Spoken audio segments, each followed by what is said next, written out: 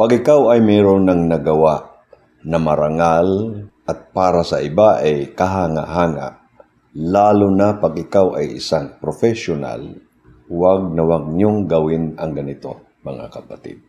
Akala ko talaga grade 1 na nagde-declaim. Akala ko grade 1 declamation. Competition na. Tumakbo na. Tatakbo na daw siya. Anong masasabi mo, Prof. Dan? Sa timing ng pagdedeklara. Bakit mo pag-interesan ang isang tao na wala naman itong halaga sa iyo? O kaya naman, wala itong kakayanan na kagaya sa iyo. At dadagdagan mo pa talaga ng sarcasm. Hindi masyado. Kasi hindi ako ganyan nung grade 1 ako eh. Kahit gaano kababa o gaano kabobo sa ating tingin ang isang tao, gaano siya kawalang edukasyon, huwag naman sanang ganun nga kapatid, na kahit yung tao'y nag-aral na, may dinapos, may mga credential ding maayos, ay hindi lang marunong magsalita, ay sasabihin mo na parang elementary, first grade pa talaga na declamation. Huwag naman ganyan, mga kapatid. Below the belt na talaga ito. At hindi natin inaasahan ito sa mga kapatid nating mataas na ang inyong mga kalagayan. Unang-una, taga Luzon. Angat kayo sa lahat. At isang probinsyana na ganyan lang magsalita, ang tingin ninyo, siya ay ambisyoso. Siya ay hindi karapat-dapat. Ay paano naman yan, mga kapatid? Meron tayong freedom na tumakbo kung anumang posisyon sa ating gobyerno. Ang qualification nga lang must be able to read and write lang. Dito pa lang dapat mag-isip na tayo na kahit sinong gustong tumakbo, pagbigyan natin. Kasi kung ganito kababa ang inyong tingin sa isang tao, ganun na rin ang tingin ninyo sa mga sumusuporta nito. Kasi parang sinabi ninyo na bakit kayo boboto sa mga bobo. Ibig sabihin, mga bobo rin kayo. Ang ibig sabihin, ganito ba ang tingin ninyo sa mga kapatid ninyong mga Pilipino na hindi angat ng kalagayan na kagaya sa inyo? Ayaw kong maging bias, kaya gusto ko lang magtanong, kung ganito na ang isang taong kagaya kay Cielo Magno ay ganito, na dati hindi naman siya ganito, ibig bang sabihin, ganito na halos lahat ang mga Pilipino?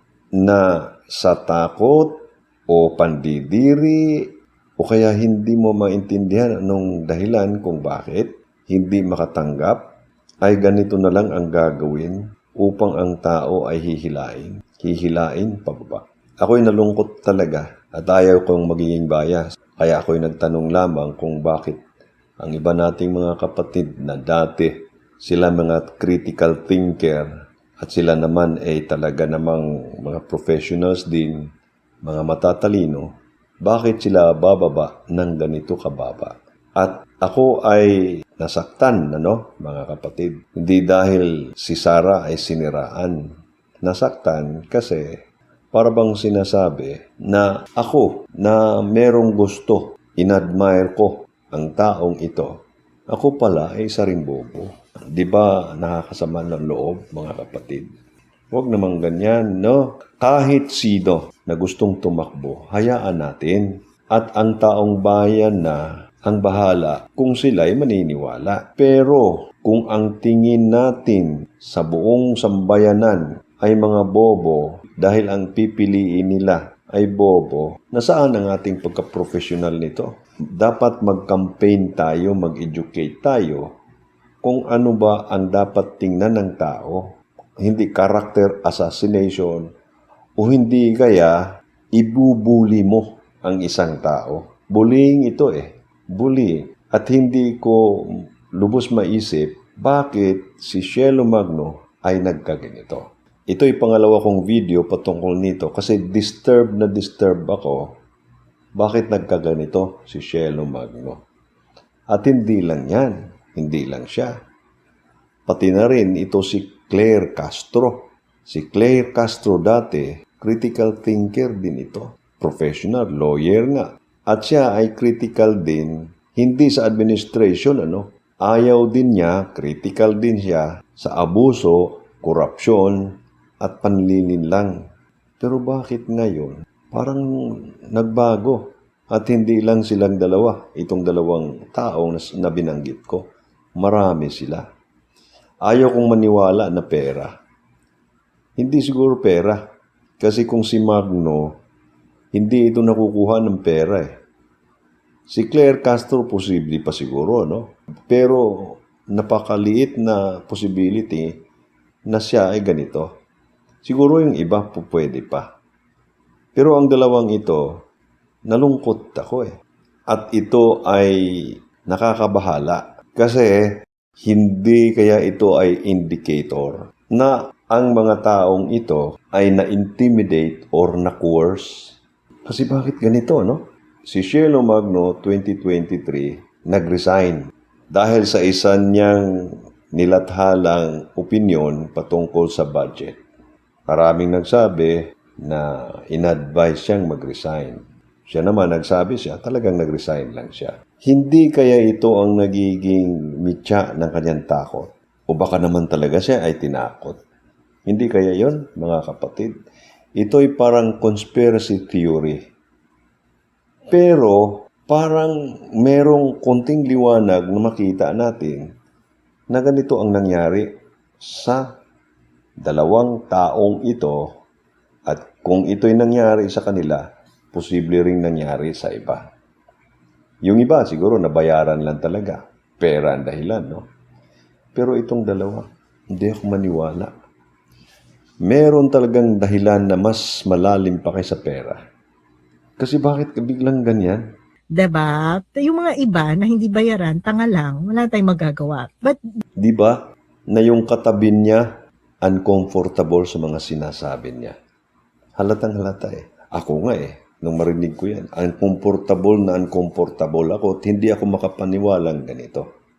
At hindi si Shelo Magno ganito. Bakit siya magbagong bigla? Yan ang palaisipan mga kapatid at dapat huwag tayong magalit kay Shelo Magno, kay Claire Castro. Siguro labanan natin ang ganitong klaseng mga narratives, mga klaseng mga paninira, no? Pero sa manner na hindi tayo bababa sa level nila. Kasi bumaba sila sa level na ito ngayon, hindi talaga natin alam kung ano ang dahilan. Kung pera, posible. Kung pera, wala tayong pruweba. Kaya hindi natin pwedeng sabihin pera dahil sa pera nabili yan.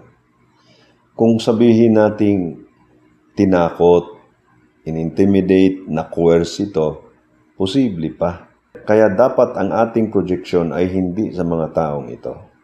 Ang projection natin doon sa sistema na kung saan sila ay nagiging mga biktima.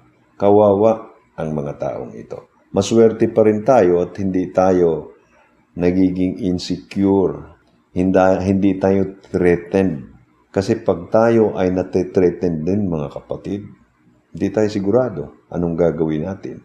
Baka tayo'y maparihon din sa mga taong ito. Sana mali ako, mga kapatid? Pero tingin ko ganito talaga. Hindi sila magkaganito.